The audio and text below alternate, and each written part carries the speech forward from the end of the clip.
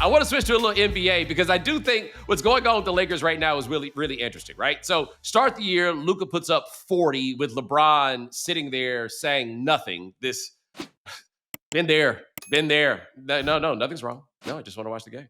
No. But the problem is you asking me if something's wrong. So we've seen that. Then Luka put up another 40 in game two. Then he gets hurt. And then Austin Reaves comes out and puts up a 50, 11, and 9, and then puts up another 40 the next night. This is, hey, man, I don't know what this means, but there was a time where Austin Reaves would do this, and this is like the AR-15. Hey, man, he'd be the most famous man in America right now for putting up this run. Like maybe he needed to do this when he was a little sorrier, and then it could be Linsanity. Yeah, and football season. We are peak college football, NFL, the unbelievable World Series. Like no one's paying attention to early season NBA unless it's Victor Wembanyama. Yes. Who? My God. I mean, ridiculous. But yeah, I mean, Austin Reaves right now is averaging a cool 34 points, 5.5 boards, 10 assists, 1.8 steals. That'll play. That'll play for the headband wearing Austin Reaves. And in 38 minutes a night, second best player on the team. Oh, just saying. I'm not ready to do that. I understand you. There's certainly a plausible statistical argument for this fact. Now, let me ask this question because this is what I think is interesting about it, which is when the Linsanity run happened, a lot of people said, well, hey, if you let me come out here and run high pick and roll every time down the floor, it would look similar too. There was a guy named Matt Maloney who played for the Rockets who during the playoffs one year did the same thing to Gary Payton. And Gary Payton was furious because he's like, it's just high screen and roll every time. Like you get out here and do, because Matt Maloney, by the way, was like if Austin Reaves went to prep school. Like it was like he went to UPenn, if I'm not mistaken. Oh, nice. Yeah. And he's out here giving it to Gary Payton, right? It was a similar sort of thing. Is Austin Reaves a guy where if you create a circumstance that allows him to be your best player, he could be the guy who does this? You don't necessarily win anything, but he could put up big numbers under these circumstances. But does that mean he's actually a guy that could be the second or third best player on a really good team? Because like the way it's looking, I think we all agree Luka's a top 5 to 7 player in the league. Oh, yeah.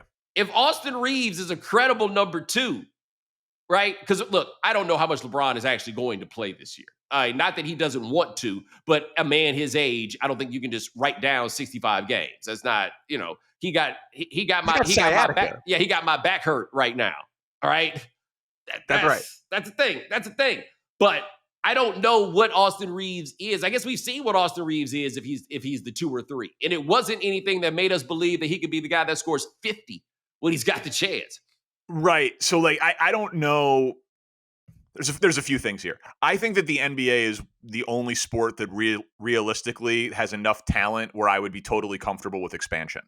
Like there's so many talented basketball players that are on the bench that I'm not, like, to your point, I'm not saying they would be, if they got their moment in the sun, that they would be the best player on a championship team, but that they could average 27 a game and look like an NBA player. We see those types of stories all the time where guys come in and make an outsized impact and you're like, who the hell is that guy? And it's like, yeah, he just got the minutes. Like someone's got to get buckets on bad teams. It's an NBA truism.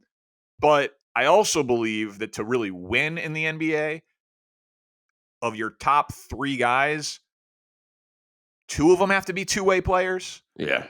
Like you can't have, like the Bulls team a couple of years ago, Chicago guy, loved the Bulls, like DeMar DeRozan, Zach LaVine, Nikola Vucevic were their 3 highest paid players, their 3 quote unquote best players.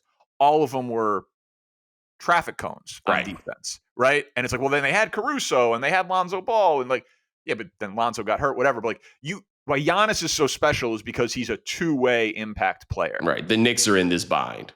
Then exactly. Brunson and Cat are their best players, but they are both liabilities on the defensive end of the court. Your best players need to also have an impact from them defensively, or else it's too hard to construct your team based on the money.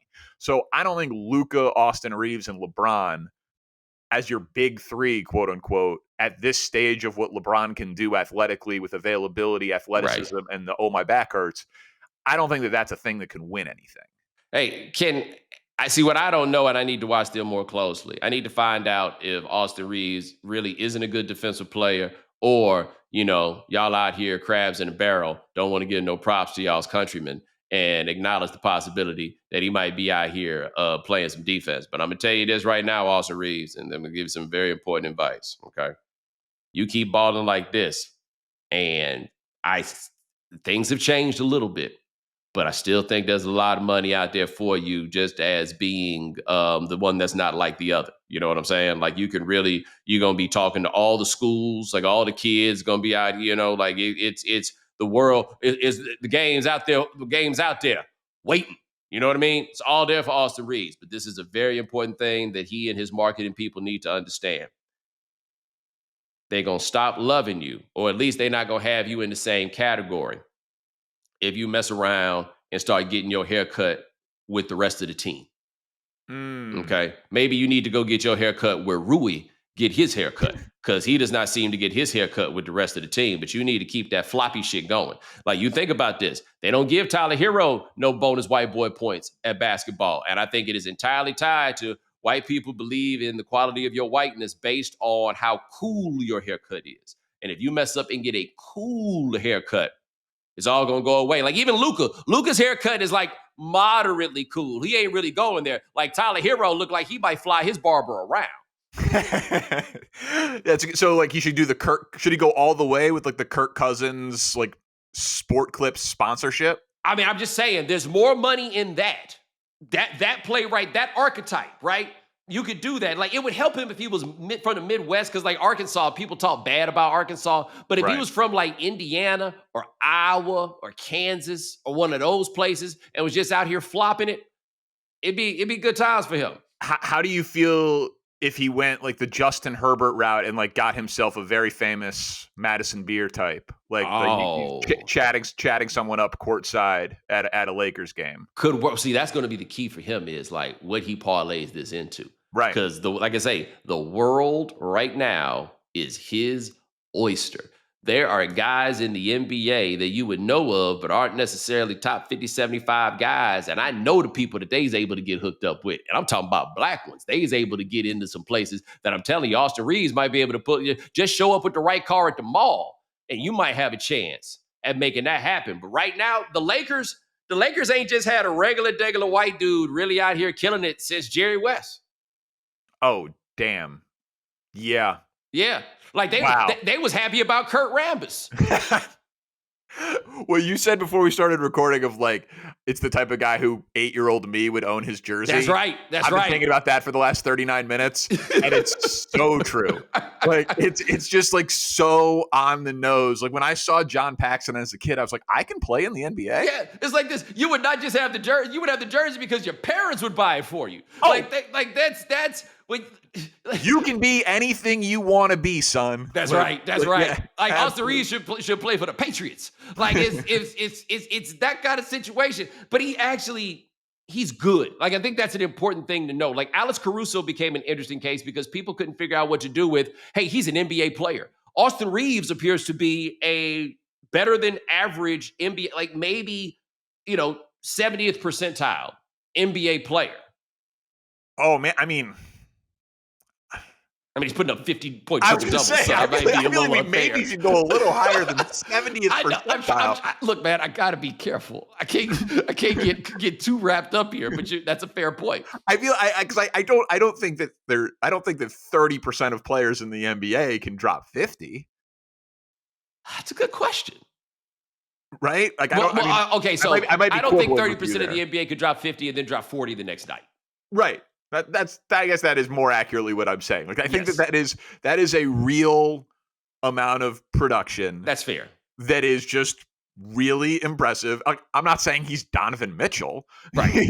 But right. Like, I'm not saying he's that level of scorer. But I don't think he's in the 70th percentile of players. And yeah, like Caruso's an interesting one too. Like, Caruso is excellent at defense. Yes. And then he can like do a couple other things. Like, but Alex Caruso's not going to go out there and go like 30, 10, and 10. You're correct. You know, so like the white specialist is one thing. Like the white American all around hooper Right. is it's a rare breed. It's We a got a rare breed. 50. We got a white boy scoring, putting up 50, and we got a white boy playing on the all defense team. That's what I'm saying. Hey, man. And the number one pick. That's right. That's And the number right. one pick. Not just the number one pick, but like the number one pick, and everybody sees it. Look, man, it's been a lot of times that y'all could have just quit. You know what I'm saying? It's been a lot of opportunities that y'all had to just turn around. That the way you've been getting shit on by all these people and people saying that y'all ain't got it. But these cats kept on going. These cats, they kept on pushing through. You know what I'm saying? In spite of all the bad influences that was around them. It's a story of perseverance. It is. Really. Yeah, Hey, man, look, man, you got, like, we always talk, a guy called my radio show many years ago and said that being short is a constant fight for credibility. I don't know if that is the case, and that is true. And, you know, neither of us got to deal with that. So the rest of y'all, you know, like, we this is just what we heard about y'all. But at the same time, if being short is a fight for credibility, I can't imagine what it is to be a white basketball player. I mean, we made a fairly popular movie about it. They did. White man can't jump. Got the hustle on. You put a cat in the oven and don't make it a biscuit. Yes. Like, this is it. It is the wildest thing because white people just gave up on it. Like black people at every turn, you tell us we can't do it. It'll be a few. Well, I don't want to use that word right now, but it'll be a few dissenters that'll be quietly like, y'all know we can't do that. But at least in front of people, we're going to be like, hey, we can do anything the white man can do. White people don't even try that with a few different things. And then when you get one, get a little bit too excited. So I kind of feel like right now, it's the nice, wonderful in-between stage. Yeah, and again, we're not, you mentioned insanity in passing. That is not what is happening with Austin Reaves. No. I'm only saying it's insanity in the sense that you can put up, if you give a guy low expectations and say the world is yours, that there's a set of numbers that you could put up that doesn't necessarily reflect where you stand in the like real concept of team basketball. Yeah, that is totally fair. And I do think that we're going to get like a fairly long runway here for Austin Reaves because of the LeBron injury, and there'll be plenty on national TV, and playing off of Luka is a good place to play. Like I think Austin Reaves is in a real nice position to make an all-star team. It's on the board, and let me tell you this, man. If him and Luka get out there balling together, they're gonna be a movie starring them about them. The new Lethal Weapon is just gonna be them, or like Starsky and Hutch. That's gonna be that is gonna be an interesting basketball question of like in the post LeBron world of the Lakers. Like, can that be your big two? That will completely change the game. Like that'll make me and my people be like, we losing the country, bro. Yeah. There's gonna be a reckoning. Like the Lakers don't need a 7-foot center anymore. They need Luka and a guy named Austin from Arkansas. That doesn't make sense. Silver Lake Lakers are in the house.